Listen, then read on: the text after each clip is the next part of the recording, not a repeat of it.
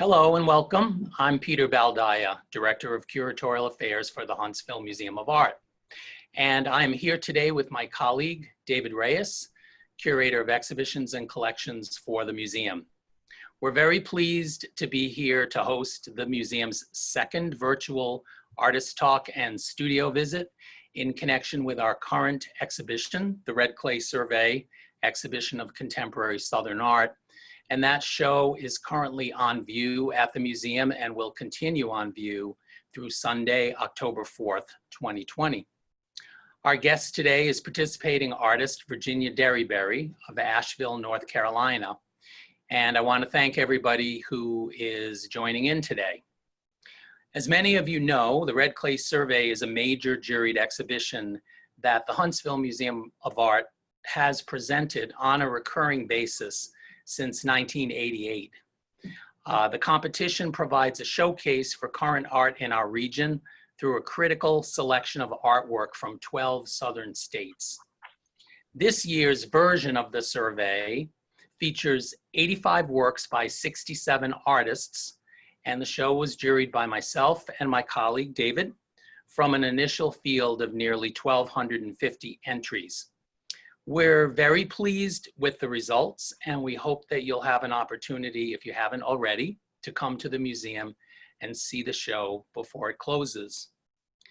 Before we begin, I'd like to just take a moment to thank our sponsors, in particular, the Kiltow Family Foundation, for their lead sponsorship of the Red Clay Survey, and also the Alabama State Council on the Arts and the Huntsville Museum of Art Guild, as well as the many award sponsors who have participated in the exhibition, and their names are listed on the screen in front of you. And just a reminder that during the course of the program, you can use the chat function on your screen to type in your questions as we proceed, since we're going to want to get to those questions, or at least some of them, towards the end of the session. And the session should last about 45 minutes. So now I will hand over the program to David Reyes, who will introduce today's speaker, Virginia Derryberry. Thank you, Peter, and good afternoon, everyone. It's my pleasure to introduce Virginia Derryberry. Virginia is a realist artist whose large-scale paintings focus on figure and integrate mythology, history, and religion. Incorporating known individuals into her fantasy settings, she depicts her familiar subjects interacting with, yet detached from their environments, thereby creating mysterious and compelling narratives. Virginia received her BA in art history from Vanderbilt University in 1973, magna cum laude, and her MA in 1976 in painting and printmaking from Peabody College in Nashville, Tennessee.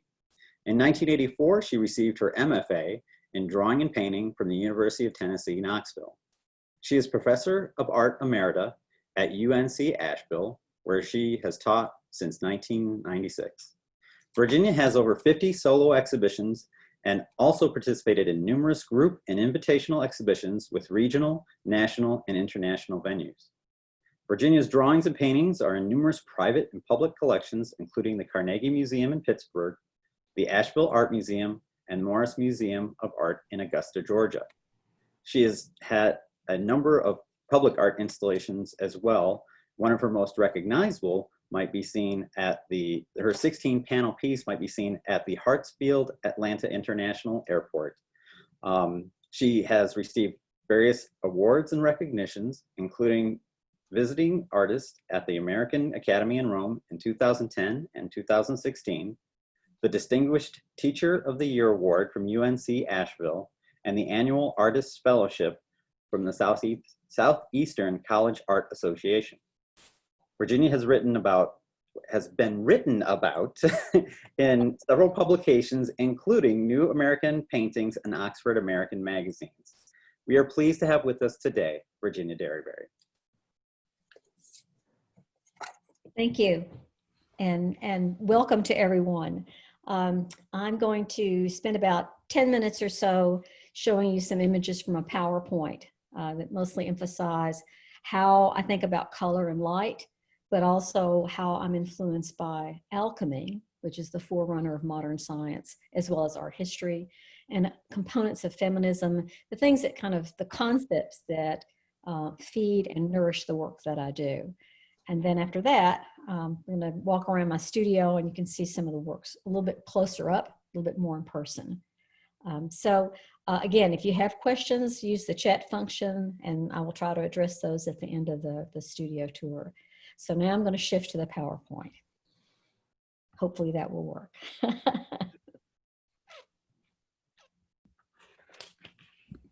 And I just want to say that it looks like we have 45 participants online. So thank you all for signing up and being part of this session. Okay. So again, I think we're getting the whole, there we go, that'll be fine. That's good. Okay, great. So as you can see, the title of my talk is The Weight of Light, Power of Color. And you may not know what weight of light means. Probably you don't, because I invented that term. Light is strong, obviously. It affects the way that we see color. So for example, daylight is cooler in temperature than the light bulb in a room, which is more yellow and warm in temperature, or fluorescent lights, which have a green cast and make everybody look awful. Okay, so color has a lot of power, but more than that, to me, it has presence, weight, that it reveals things, but it also hides things. And I like that idea that light has that kind of power and that kind of majesty in and of itself. And it's always influenced the way that I think about things. I'm not going to show a lot of images. I'm going to show some as examples, but if you want to see more of my work, you can obviously go to my website and see a little bit more of a history, a little bit more of the kind of examples that I want to show. But for now, let's go on to this. Okay, so this is a painting of mine, the complete version on the right-hand side. And on the left-hand side is the underpainting that I started with. So I thought you might be interested in seeing how I think about things before I actually get started into the layering process of paint. I don't always start with this color. In fact, I change it up every single time that I work. In this case, it's a pretty intense red. And as I developed the painting, this underpainting, which is oil paint and turpentine, right? I got to like the red more and more. So I decided during the process of painting, rather than fill out the entire landscape with lots of blues and greens, that I would keep a lot of the red. And you can see in the comparison how I've enhanced and developed some of the red tones into cool and warm reds, but then brought the figures of the skeleton and the figure of the woman fully into color. So that green really pops off of the surface. So that's all process and technique in a way, but beyond that, it does show the power of light to reveal things, what I want you to see, and the power of light and shadow to kind of hide things, with the idea in mind that I'm encouraging the viewer to ask questions, not just see everything all at once. Okay, here's another comparison for the painting Echo, and you can see the size of the painting on, you can read it on my PowerPoint, so I don't have to go into all of that. They are very large scale. They're larger than I am, and I really like that aspect of painting. But you can see on the left-hand side in the underpainting that the figure's not quite the same as it is in the final version. So that underpainting is a game plan for me. I have an idea about how I'm going to start and what's going to be there. And sometimes it changes a little bit. Sometimes it changes radically during the process of the painting. And over time, I've come to value that aspect of painting a lot. That in a way, it's telling me what to do next. I jump in, I make a stance, and then I let the painting guide me through the rest of the process.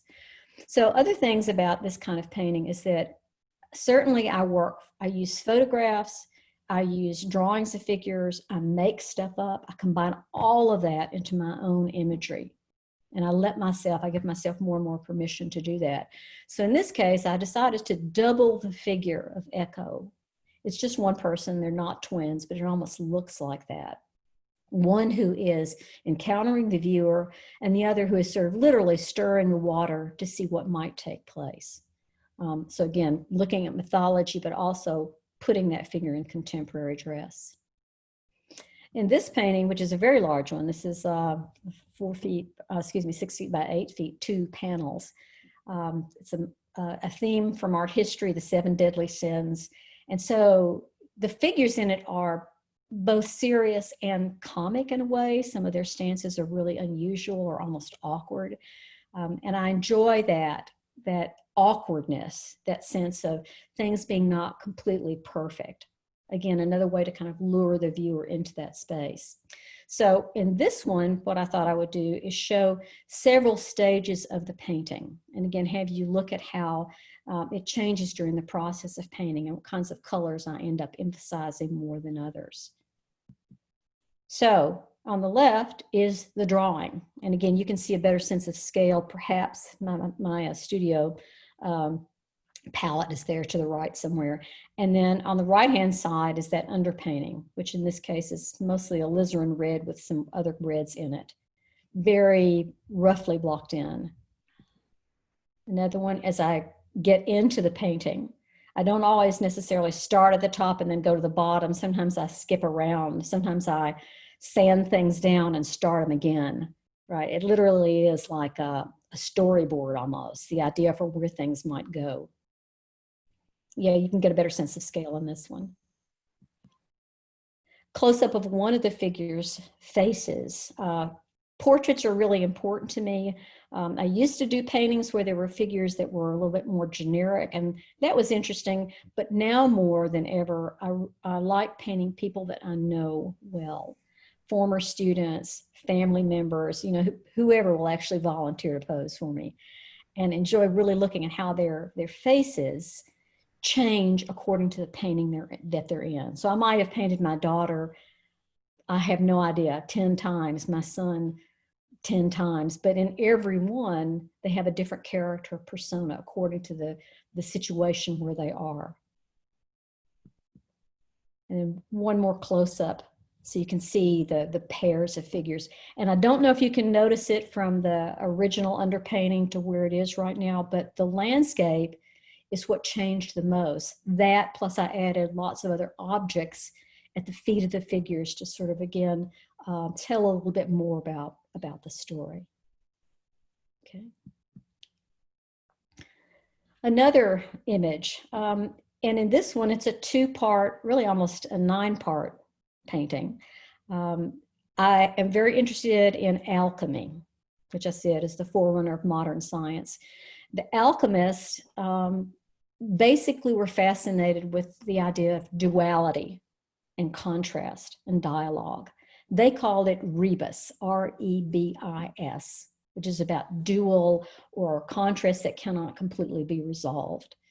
And that fascinates me. And I've kind of begun to do more and more of that as I've developed as an artist. So in this case, the costume that the figure is wearing is this wedding dress that you can see on the left. And I decided to include it in the piece. So I painted on it that kind of red stain of paint. And then I hand embroidered the title of the piece, The Hermetic Bride, at the bottom of it. And I've twisted it and pinned it in such a way so that it is as much a shape as it is a volumetric figure form. And then on the right, you can see a close-up of it. Those are 8 individual canvases set inside biology specimen boxes, right? And the challenge I gave myself was to make sure that each one of the canvases could stand on its own as a composition, but that they also belong together. So that kind of multi-panel piece thing fascinates me too. As an art history major, my favorite paintings were the altarpieces that you would find in different churches. Not so much the religious component as the way that the artist went about telling the life of a saint or Mary or whoever it was. And usually those scenes were extraordinary, and different artists would take liberties with how they told the stories. And I liked that idea. So the breakup of form, putting pieces together, along with this idea of alchemy, is what's kind of gotten me going over the last 5 or 6 years. And here's another one where that's true. So on the left is the whole piece, and on the right is a close-up just of the painting itself. What you see above the painting are onesies. Those are things that infants wear. And I've taken them and hand embroidered the title of the piece, The Peaceable Kingdom, on there. Again, a scenario that couldn't really happen, right? This is a mother and child surrounded by wild animals, actually animals that I saw in the New Orleans Zoo, roaming free. They weren't really, of course. And I was influenced by the Edward Hicks painting of the same title, Peaceable Kingdom. So it's a utopian vision in a way. And boy, do we need utopian visions these days. So that's kind of one of mine. But the title and the onesies add another dimension to it, to me. It, again, takes it back to contemporary times like now, as opposed to the past. And it also is about a three-dimensionality, a reference to the more than just the one child. And then in the painting, it's a painting of a specific child. I thought it might also be interesting to see where that painting is now. It's a collector's, that he's surrounded with all kinds of other things in addition to my painting, which is fine with me. It's great light and really kind of fills up the space. Okay. This is a painting that's in the red clay survey. It's called the At the Eclipse. And contrast in here too. I take liberties with the lighting. Sometimes I have multiple light sources that couldn't even really exist. So for example, there's the eclipse, which I actually did see. There's the eclipse behind the figures, but then there's a strong light that's falling across them. Those two things are not possible. So it's like it's happening in two different worlds entirely. And yet there's this bluish green kind of light that's cast on everything around it. And as I worked on the painting, I decided to add more and more stuff. You know, the lilies there in the vase, the blue tree limbs I happen to have in my studio, water that they're kind of standing in. They're not possible scenarios, but it makes the viewer ask questions. What is this painting really about? And what does it mean to me? Okay, this is one that I have here in the studio to show you more close up. It's one of my favorites. It was really a challenge to do. It's really big. It's a 4-part multi-panel painting. And I realized before I did it, I realized that I had done so many paintings of women, strong women, or women with men, but I'd never done a painting of a group of men. So I thought, now's the time.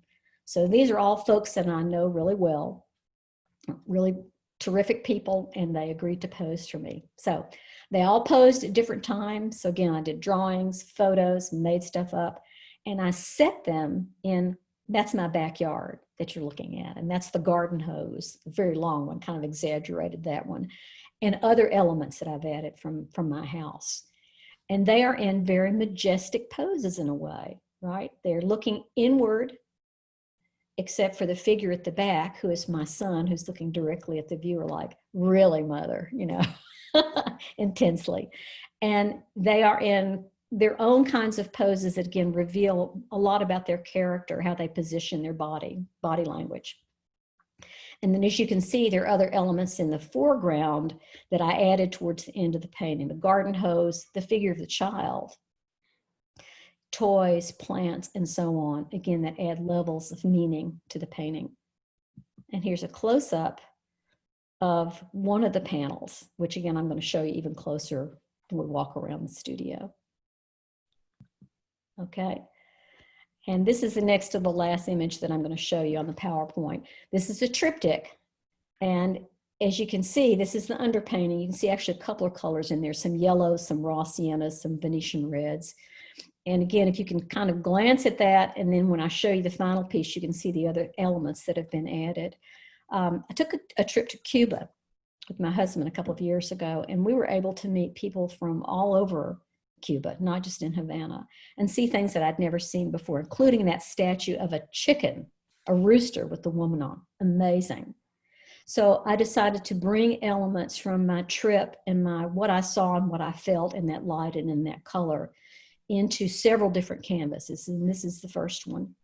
And here's the final version of the painting. You see how much that changes. People tell me that my figures seem to pop out of the picture frame. And is that deliberate? It is, and I've done that more and more over time rather than receding and into. They're almost stepping out of or pushing out to meet the audience. Is another way to invite the audience back in. And the last image is one that I've just completed, and I have it also here in my studio to show you, called Boxing at Shadows. Two more boxers, they're not fighting one another, they're training, right? They're boxing at shadows. But they're in this fantasy landscape. I don't think there's zebras wandering around Cuba. I didn't see any, right? I just added them from, the Knoxville Zoo.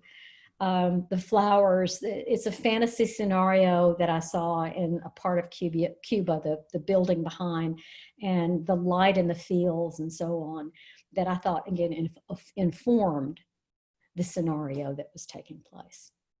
Okay, that's it for my PowerPoint. I'm ready to shift to the studio. So we're going to make that change. Okay. And Virginia, while you're making that change, if I'm not distracting you, I've got a question. You work with models, and you said that you work with people that you know a lot these days, and you also work with photography. Is there any portion of your process, the drawing to the actual painting, where you're working from life with the models, or are you strictly working with the photographs? Because the paintings, the final results, look very lifelike, and they don't look necessarily like they've just been painted from a photograph. Yeah, I do work from life. So for instance, if there's something really specific that I need to see more clearly, I'll ask them to come back. Okay. Right. And sit and be specific, or I will, the objects that I have just around me in the studio, if I want to add them, I'll be working directly from them. Great. So, okay. All right. Well, whenever you're ready, we're anxious to see what you've got going on in your studio. So okay, now I'm going to keep you aware of time and all that good stuff. Yes, sir. All right. We're good.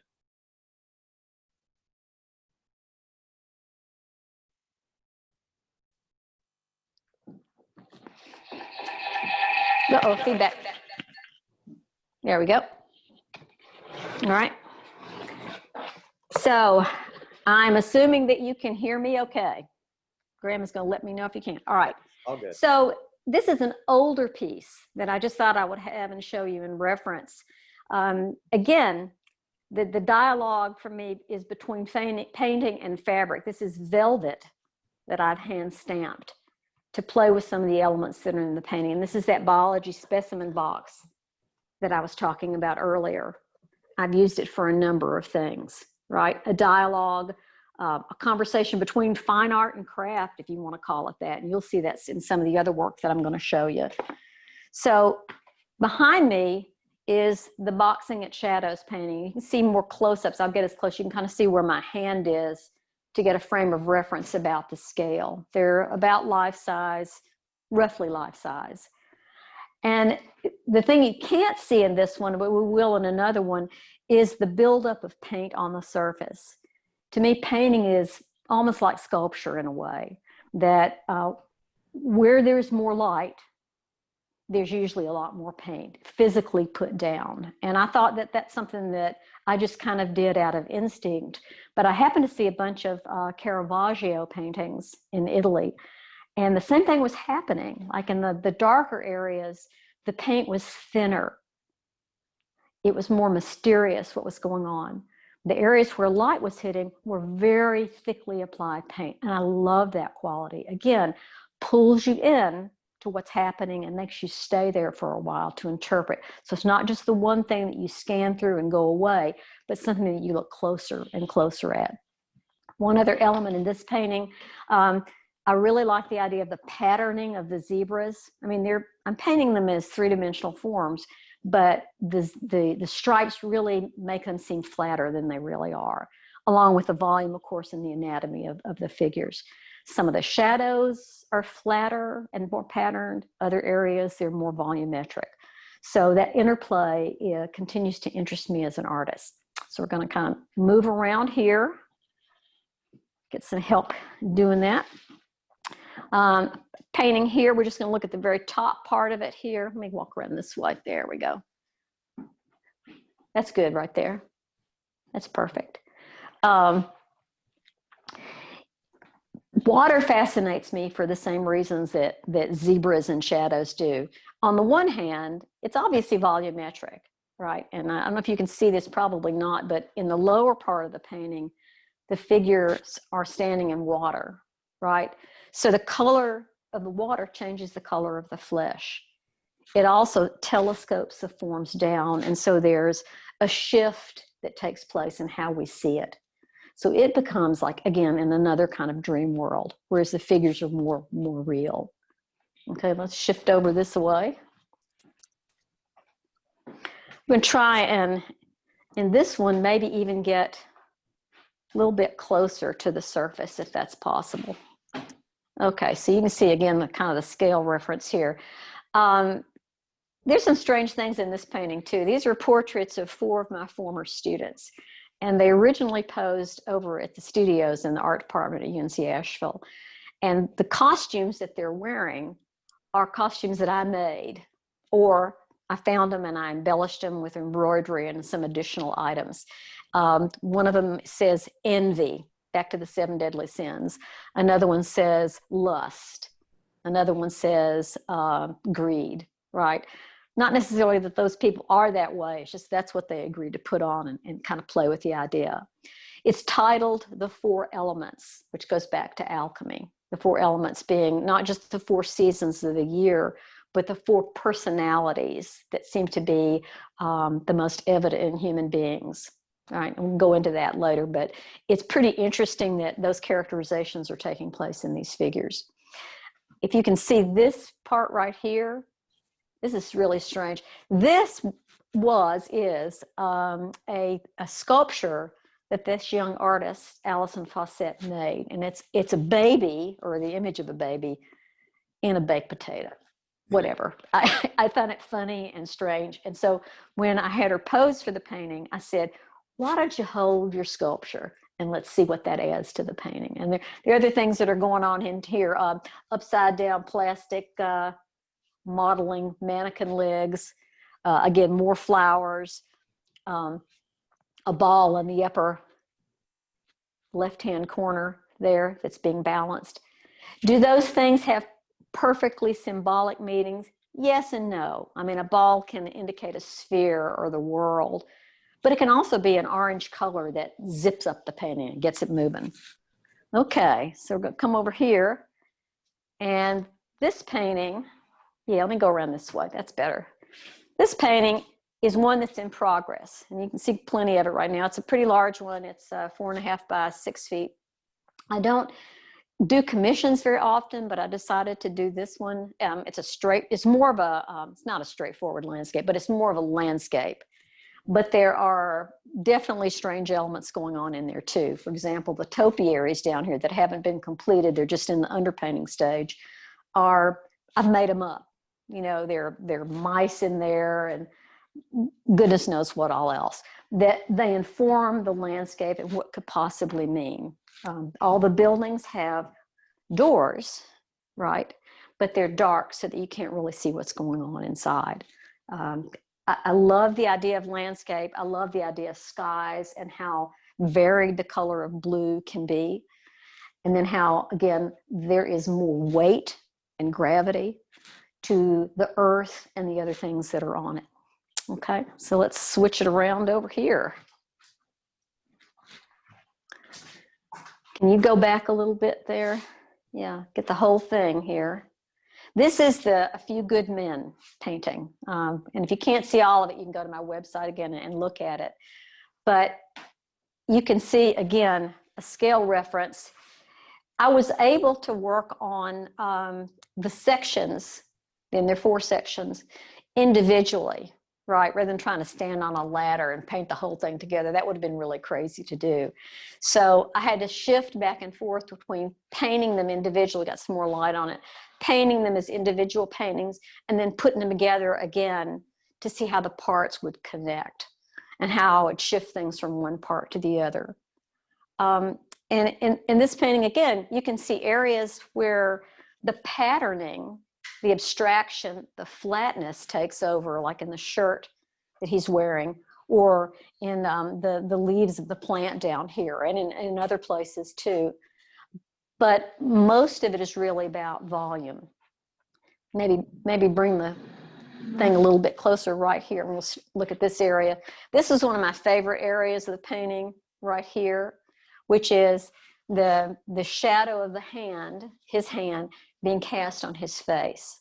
So when you look at it, initially, it's like it's blocking out identity. But because it's there and you can see his features, his eyes and nose and all that, you feel drawn in to really look and see more than you thought you can see. So there's that kind of back and forth. So people ask me all the time, okay, you're small, why do you do big paintings? Okay. I think the main reason is that when I'm in the middle of painting something, starting it all the way through, I feel like I'm building a scenario that I could walk into. So these become almost like avatars of me, male, female, whatever, that I'm in that space. And it's also what I want the viewer to feel like doing too, walking into or being able to walk into that space and imagine what it's like, not just from this point of view, but from other points of view, other shadows, other lighting in it. Okay, let's shift around here. And finally, and it's okay if they can't see the whole thing. Finally, in this piece, let me go back a little bit. This is a big one. It's a long kind of panoramic image. This is a painting on the left-hand side and a fabric piece on the right-hand side. It's called The World is Too Much With Us. It's something that I recently completed. And it's a on-canvas painting on the left-hand side and sections of fabric that I've collected over time and sewn together. And other elements that I've added as well. So I don't know if you know what a crazy quilt is. You know, I have a couple from my family. Women collected fragments of cloth from dresses, or they swapped with other people. And then they would make these beautiful free form as opposed to strict quilt pattern kinds of quilts. And I like that idea. So I'm taking that and then adding three-dimensional elements, as well as elements where I've added paint on top of the fabric.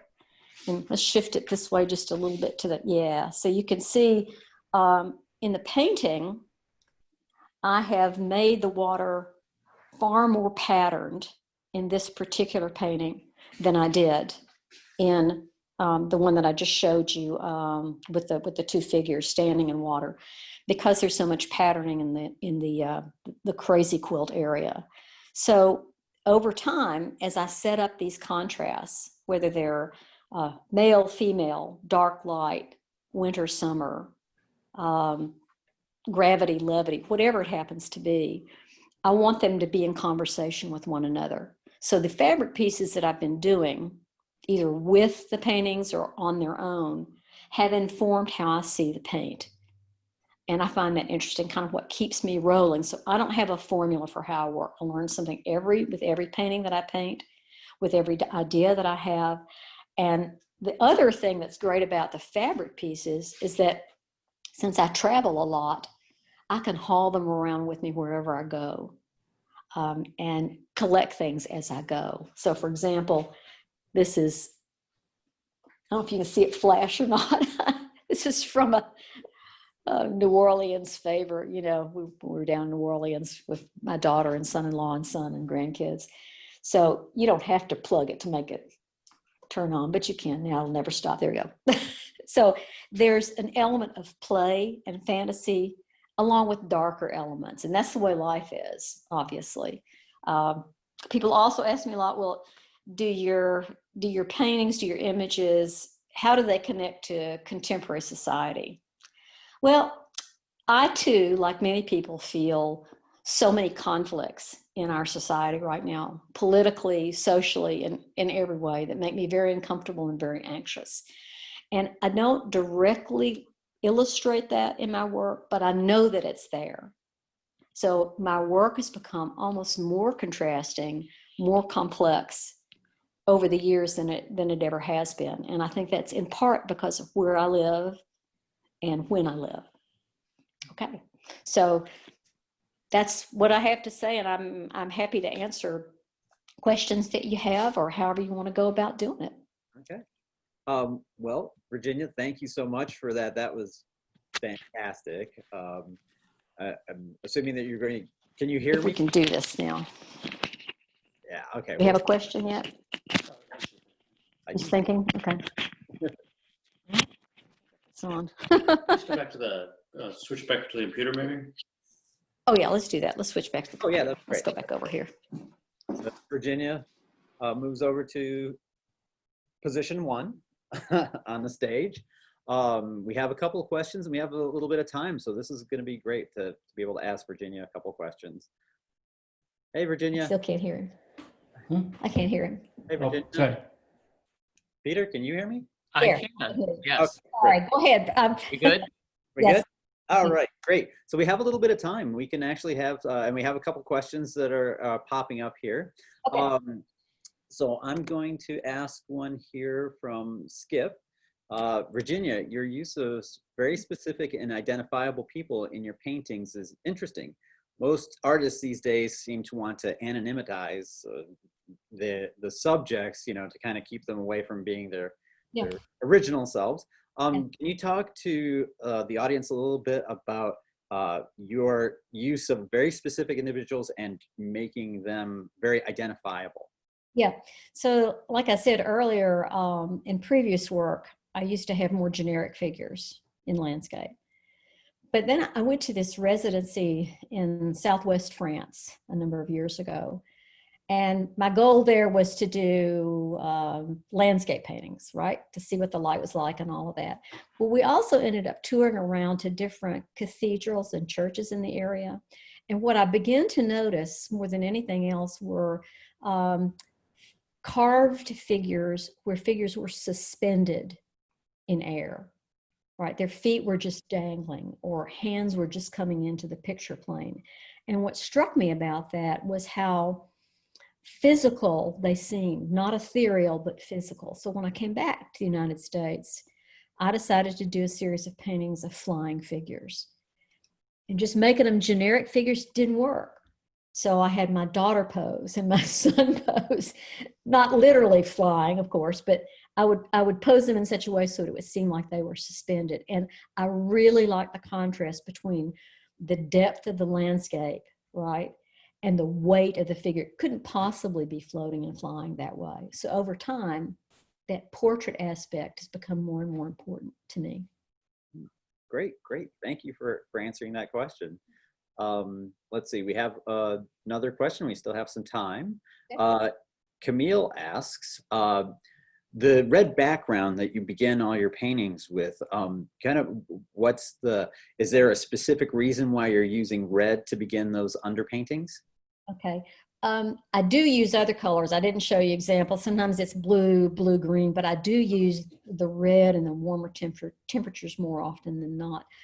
I think it's because almost all of my paintings have figures that are set in landscapes rather than in interior spaces, right? And so the reds really offset the blues and the greens that I add for landscape. So again, and if you look really closely at the surface of some of my paintings, not only do you see the buildup of paint, but you can see really thin areas where the underpainting is, like little peaks into that. And you can see how they play with one another, the underpainting and the green of the landscape.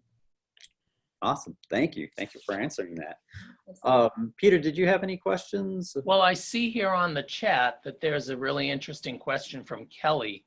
And she asks, many of your pieces seem to get an implied yet mysterious narrative, almost like you're asking the viewer to explain how this bizarre or otherworldly scenario came to be. So the question is, do you envision backstories for your figures that maybe are informed by the actual model's character, or is it more for you about generating an open question? I think if it's possible, it's both, right? But I want the viewers to have questions, but boy, are there backstories, yes. And sometimes they're suggested to me by, connections to paintings that I've seen in art history, or an event that I remember from my childhood, or something that that person has said or done that's unusual that has struck me. So basically, I'm watching and looking and observing all the time. In some ways, I feel as much like a cinematographer as I'm a painter, right? There's a narrative there, but the narrative is conveyed not through words as much as through visual elements. So yes, their backstories. Good question, Kelly. Thank you.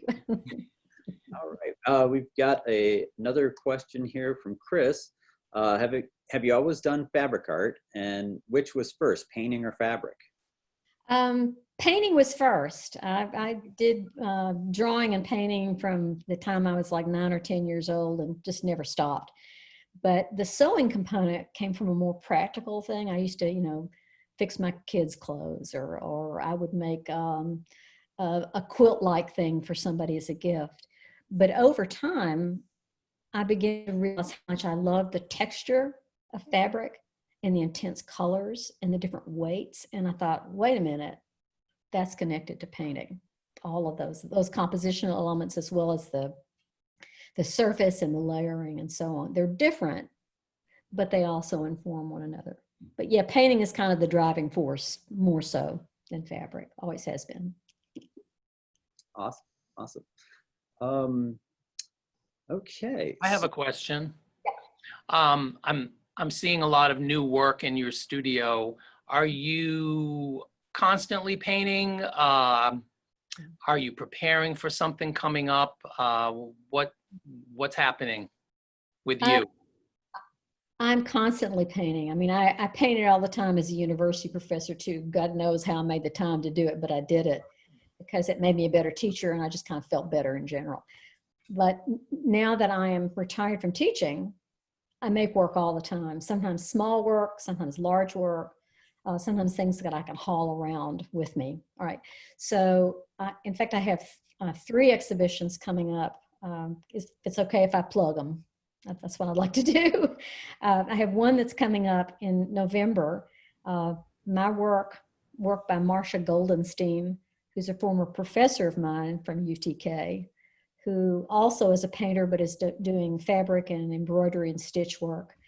And Katarina Riesing, who is a professor at Alfred University, who does paintings and fabric in a different way than I do. So it's going to be a 3-person exhibition at Maryville College, which is just to the south of Knoxville, Tennessee, and Maryville, Tennessee, in November. And I hope to have that posted on my website so folks can see about that. I also have an exhibition coming up in Asheville at the Center for Craft, which fascinates me because, again, I don't necessarily think of myself as a fabric artist first, but that is a part of my work. So it's going to be at the John Cram Partner Gallery at the Center for Craft in downtown Asheville in April and May of 2021. Again, I mean, Marcia Goldenstein again and me, and maybe a couple of students that we choose to be in the exhibition who address similar ideas between the dialogue between painting or fine art, whatever, and whatever you want to call craft. I don't see them as being that different. A lot of people do, but the dialogues between them are pretty interesting. And finally, I have a solo exhibition called Private Domain that's coming up at the University of Mary Washington in Fredericksburg, Virginia, at the DuPont Galleries there, next August and September. So yeah, I got lots of stuff going on. That's good. And of course, you have your painting in the Red Clay Survey, which will be on view until October 4th. So again, it looks like there's still 45 people here with us, which is fantastic. Wow. I want to thank you, Virginia. We're just about out of time. I want to thank you. It was very insightful, and to get a sense of how your mind works and how that all gets applied on the canvas. It's always fascinating. David and I have a chance to go to artist studios all the time, and it is one of the highlights of our life to be able to do that in dialogue with the artists. So we're really happy to have the opportunity to share this with others. And, you know, I think the pandemic is forcing us to work in different ways, and at some point we'll be out of it. But some of the things that we're developing, I think, are just fantastic, and we'll carry them through into the future. So again, thank you, Virginia, for joining us today. I want to thank everybody who signed up today for this session. I also want to remind everybody that we have another virtual studio tour coming up on Friday, October 23rd. We're going to visit regional artist Aaron Belka from his studio in New Orleans. And he is in the Red Clay Survey with a piece right now. So if you come to the museum, you'll be able to see that. But we are going to be hosting that session in connection with an upcoming exhibition called About Face, Portraits from the Collection. So you can sign up for that session now by visiting the museum's website at www.hsvmuseum.org. And again, come to the Red Clay Survey at the Huntsville Museum of Art. It's really a great show. And if you come next Tuesday morning, looks like Virginia will be there. So I'm driving over there. Yes, I am. If anybody has any extra questions, come on down. exactly. Well, thank you all again, and we'll see you in October. Thank you so much. I really appreciate it. It was lots of fun to see you all. Thank you. Bye now. Bye. Bye.